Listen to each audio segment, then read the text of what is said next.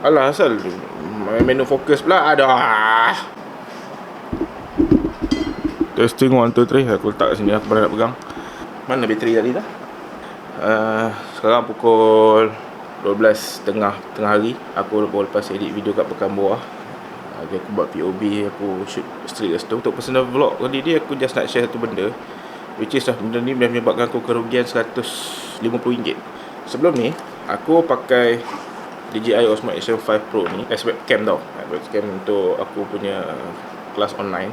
Aku pakai webcam ni daripada pukul 8.30 pagi sampai pukul 5.30 petang. 8, 9, 10, 11, 12, 1, 2, 3, 4, 5. Dekat 10 jam continuously aku on sebagai webcam. And turns out, dia dah menyebabkan bateri aku kembung. Tengok ni. Ni, tengok.